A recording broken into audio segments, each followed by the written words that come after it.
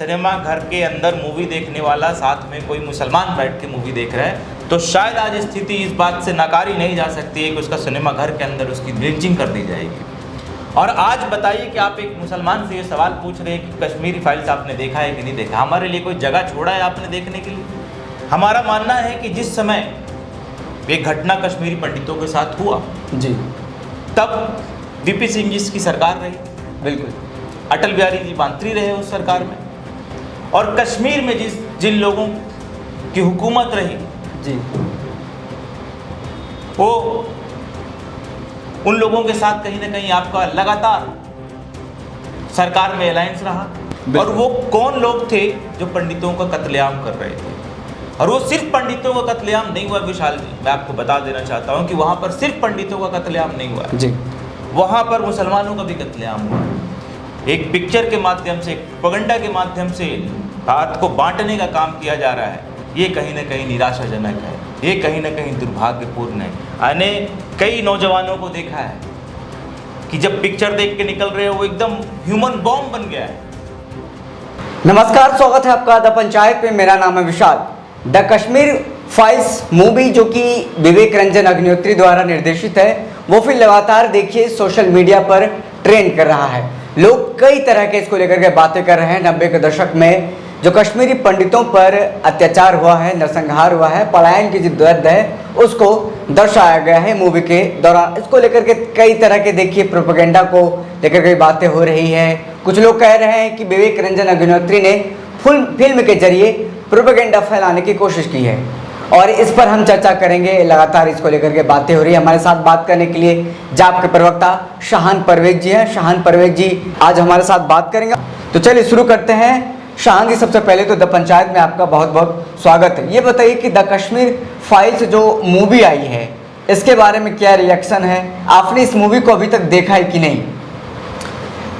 विशाल जी, आपने बहुत अच्छा प्रश्न पूछा है हमसे कि आपने इस मूवी को देखा है या नहीं देखा है। हम निश्चित रूप से चाहते थे कि इस मूवी को देखा जाए जी, और किसी भी मूवी का अगर कोई वाद विवाद है तो उसका पक्ष देखना जरूरी है कि उसमें है क्या। बिल्कुल। मगर अभी जिस प्रकार का माहौल पूरे देश में बनाया गया है और सिनेमा घरों में जिस प्रकार का माहौल बनाया गया है कि जो सिनेमा घर से निकल रहे लोग हैं, मैंने आपके भी चैनल पे उनके लोगों को, निकलने वाले लोगों का प्रतिक्रिया देखा है। बिल्कुल बिल्कुल। अगर ये पता चल जाए कि सिनेमा घर के अंदर मूवी देखने वाला साथ में कोई मुसलमान बैठ के मूवी देख रहा है तो शायद आज स्थिति इस बात से नकारी नहीं जा सकती है कि उसका सिनेमा घर के अंदर उसकी लिंचिंग कर दी जाएगी।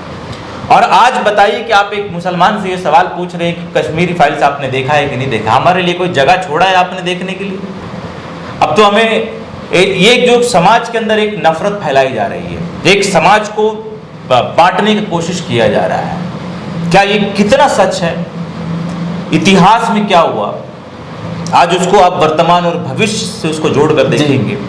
इतिहास में क्या हुआ नहीं हुआ, अगर इस पे चर्चा कर सकते हैं हम लोग, लंबी चर्चा हो सकती है। बिल्कुल। हमारा मानना है कि जिस समय एक घटना कश्मीरी पंडितों के साथ हुआ जी, तब वीपी सिंह जी की सरकार रही, बिल्कुल अटल बिहारी जी मंत्री रहे उस सरकार में, और कश्मीर में जिन लोगों की हुकूमत रही जी, वो उन लोगों के साथ कहीं ना कहीं आपका लगातार सरकार में अलायंस रहा जी, चाहे वो मुफ्ती साहब की बात कर लें आप, बिल्कुल या आज तक 370 हटने से पहले तक जी, आपने पीडीपी के साथ सरकार चलाई। और वो कौन लोग थे जो पंडितों का कत्लेआम कर रहे थे?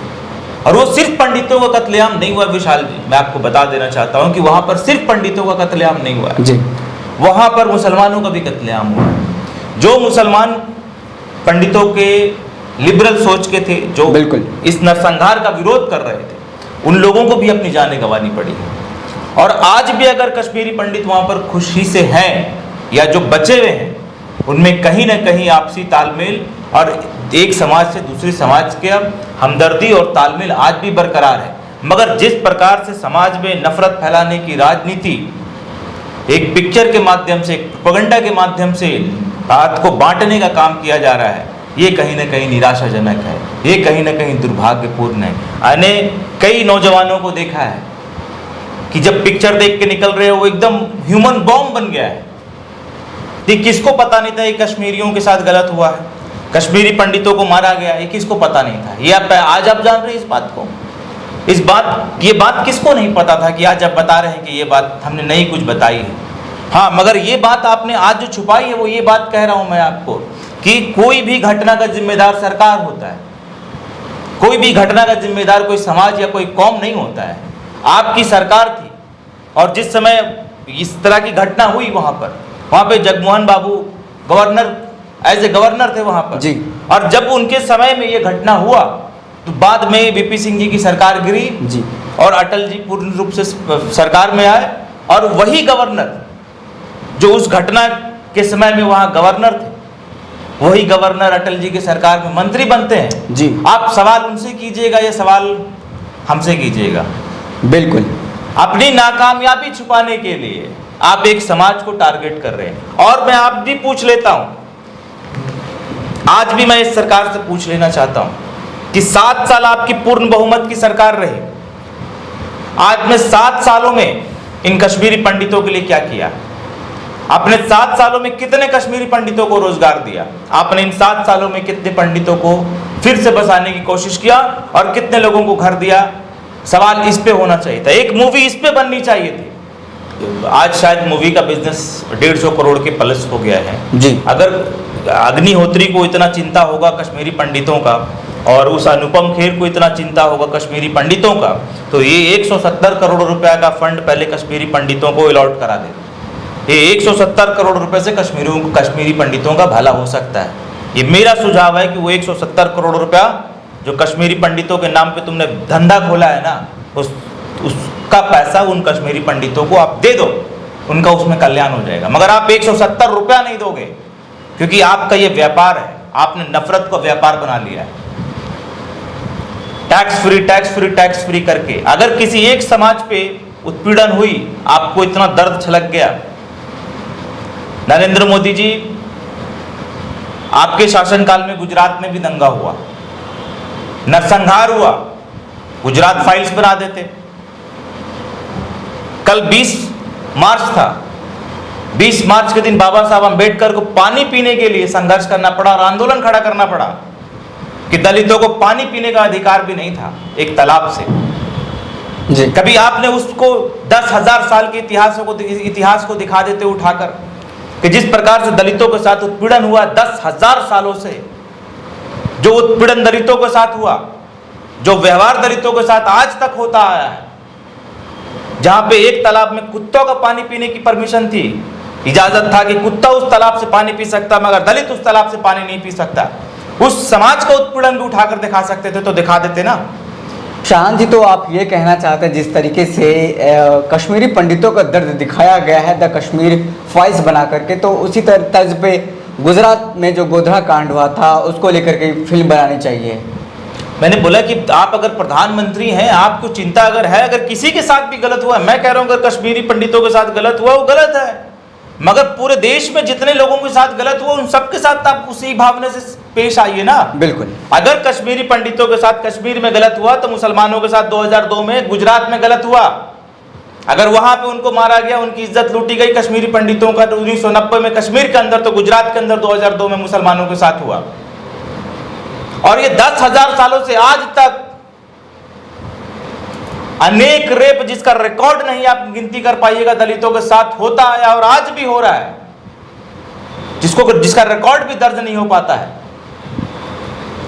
जिस समाज को अपने पानी पीने का अधिकार नहीं दिया, जानवर से बदतर सलूक किया 10,000 साल में, उसका भी इतिहास उठाकर पढ़िए और उसका भी दर्द दिखा दीजिए किसी सिनेमा हॉल में आप। और आप जिस प्रकार से कश्मीर फाइल्स का प्रचार कर रहे हैं और टैक्स फ्री कर रहे हैं, उस प्रकार से एक अंबेडकर की मूवी बनाइए और पूरे देश में उसको टैक्स फ्री करके दिखा दीजिए। अगर आपके अंदर इतनी हमदर्दी है तो, देश में जो गलत हुआ उससे इतनी हमदर्दी है तो। और आज 150 और 170 करोड़ का जो बजट और जो बिजनेस है, आप उस 150 और 170 करोड़ के बिजनेस को आप लगा दीजिए उन कश्मीरी पंडितों के कल्याण के लिए, तो मैं मान लूंगा कि आपकी ईमानदारी है कि आप कश्मीरी पंडितों के साथ खड़े हैं।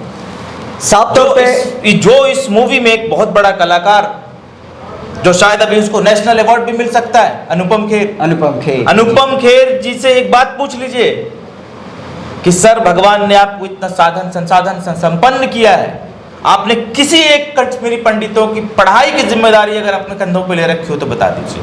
आपने कभी किसी एक कश्मीरी पंडितों को घर देकर बसाया हो तो बता दीजिए।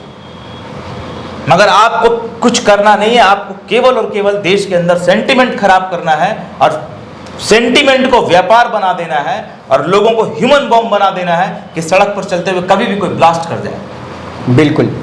तो साफ तौर पे मैं अपने दर्शकों को, तमाम जो है हमारे दर्शक, उनको मैं बता देना चाहता हूं कि जब से मूवी रिलीज हुई है 10 दिनों के अंदर ये मूवी जो द कश्मीर फाइल्स है 170 करोड़ रुपए कमा चुकी है। तमाम जो सिनेमा घर में, हॉल में रिलीज हुए हैं। कई राज्यों में जो बीजेपी शासित राज्य हैं वहाँ पर टैक्स फ्री किया गया है। कई जगहों पर लोग अपने पैसे से टिकट खरीद करके लोगों को फ्री में दिखा रहे हैं। अब आने वाले दिनों में देखना होगा ये मूवी कितनी कमाई करती है। लेकिन इस मूवी के जरिए लगातार एक समाज को टारगेट किया जा रहा है। कहा जा रहा है कि एक की गलती सभी लोगों को दी जाना चाहिए। ये आप पे मैं छोड़ के जाता हूँ कि क्या एक किसी की गलती पूरे समाज के लोगों को मिलनी चाहिए। 1990 में क्या कुछ हुआ था कश्मीरी पंडितों के साथ, ये सब को पता है, सब नेताओं को पता है, सब लोगों को पता है। मूवी के माध्यम से ये बताया गया। लेकिन मूवी में क्या कुछ दिखाया है, शाहान परवेज ने बताया कि मैं वहाँ पर नहीं जा सकता हूँ क्योंकि वहाँ पे जो लोग देखने जा रहे हैं उसके अंदर में एक अलग तरह से एक सेंटिमेंट है मुस्लिम के प्रति कि हो सकता है हमारे वहाँ पर लिंचिंग हो जाए। इस तरह की अगर मूवी बनती है तो आने वाले दिनों में एक द्वेष की भावना फैलेगी, समाज में नफरत का व्यापार बढ़ता जाएगा। जो हमारे साथ बात करने के लिए मौजूद थे शाहान परवेज जी, उन्होंने तमाम बातें बताई है। आने वाले दिनों में देखना होता है कि क्या कुछ इस पर मामला निकलता है। बिहार में कहा जा रहा है कि टैक्स फ्री फिल्म होगी, टैक्स फ्री होती है तो आप भी जाइए और फिल्म देखिए। बहरहाल इस खबर में इतने, हमें दीजिए इजाजत, फिर मिलते हैं किसी बड़ी खबर के साथ। तब तक के लिए धन्यवाद। द पंचायत को सब्सक्राइब कीजिए और स्वतंत्र पत्रकारिता को आगे बढ़ाइए।